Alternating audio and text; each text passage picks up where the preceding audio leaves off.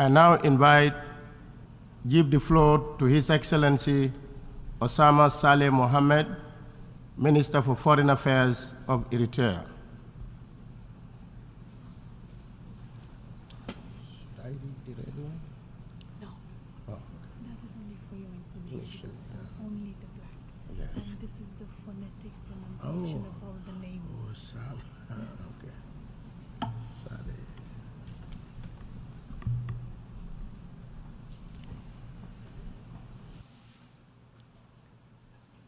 Your Excellency, President of the United Nations General Assembly, Your Excellencies, Heads of State and Government, delegates, ladies and gentlemen.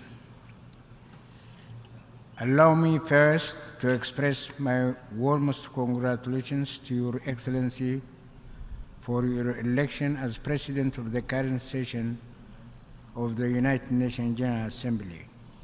I am indeed honored to convey the following message of President Isaias Afwerki to this august assembly. Your Excellencies, 78 years have elapsed since the historic establishment of the United Nations on 24 October 1945.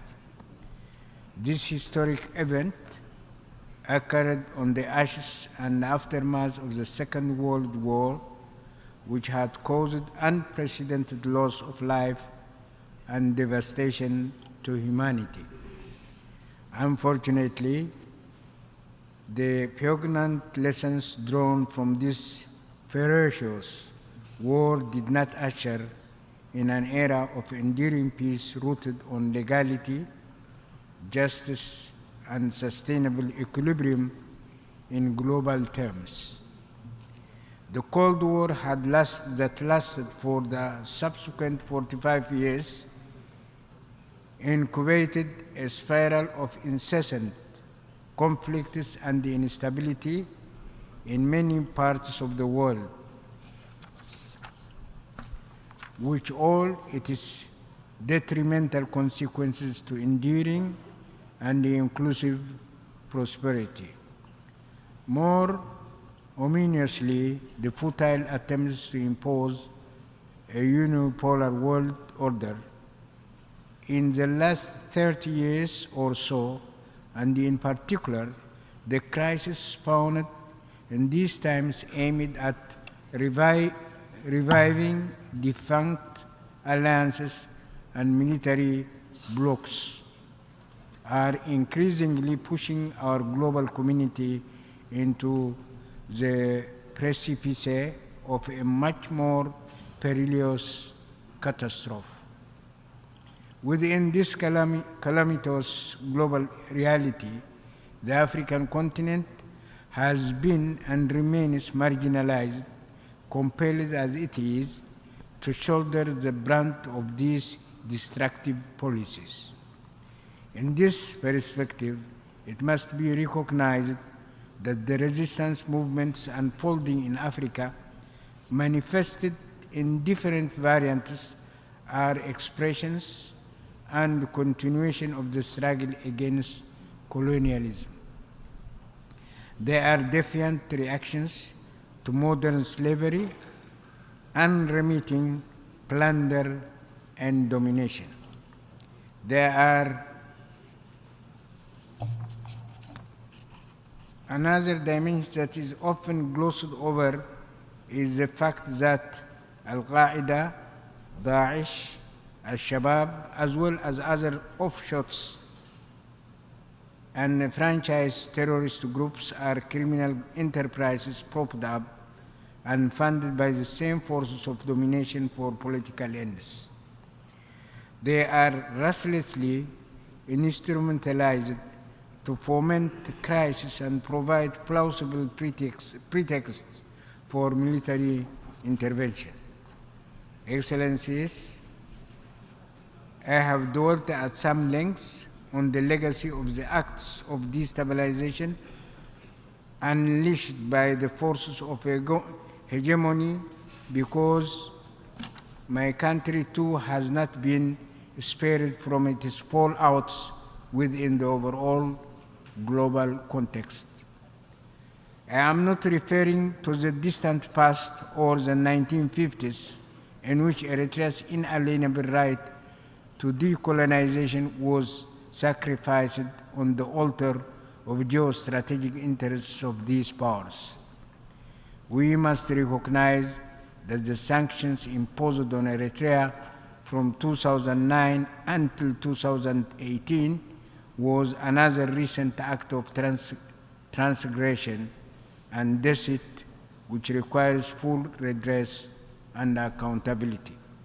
Excellencies, vigorous and persistent resistance, even if amorphous, by the peoples of the world have deterred the emergence and prevalence of the intended unipolar world order for global domination and hegemony.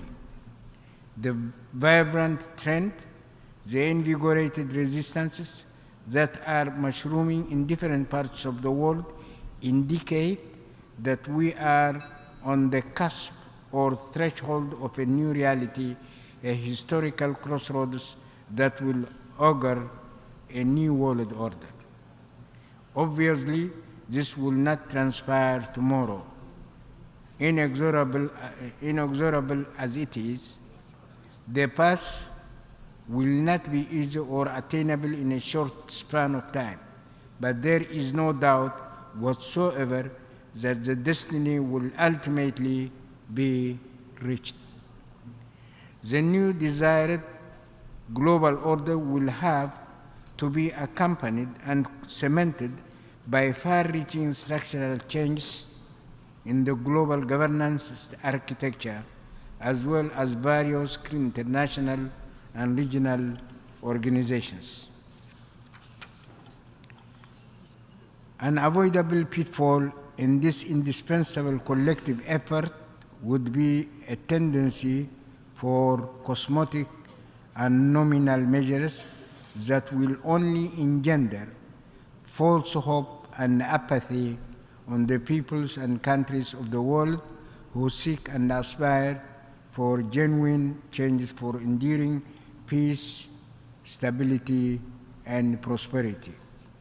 In tandem with this, the United Nations will be impelled to undergo through the requisite structural changes and profound reforms. The desired changes will hopefully be commensurate to the aspirations for justice and the rule of law, the respect for national independence and sovereignty, the advent of a new epoch of genuine partnership and shared prosperity. As the principal international platform, the United Nations must indeed be elevated in terms of structure and mandate to a cherished umbrella organization that can fulfill its historic mandate with efficacy and potency. In this perspective, the much vaunted reform of the United Nations Security Council should not be perceived as nominal tampering that is merely limited to increasing the number and geographical representation of new members.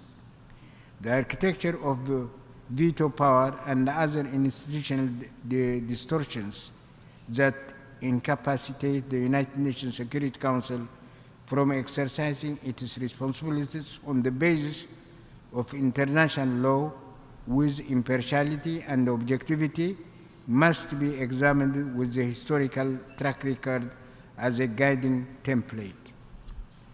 As Your Excellencies will agree with me, political horse trading and the misuse of United Nations Security Council membership to advance narrow national interests are not compatible with the solemn responsibility that they are entrusted with, and that are extremely stipulated in the United Nations Charter. The criterion of membership should not be confined to and determined by mere political and economic clout, population size, etc. Membership in the United Nations Security Council must reflect the wide spectrum of member states in the United Nations. In this spirit, we hope that the deliberations of the United Nations General Assembly this year and in the period ahead will examine these and other associated complex parameters in all their dimensions and depths. I thank you. Thank the Minister for Foreign Affairs of Eritrea.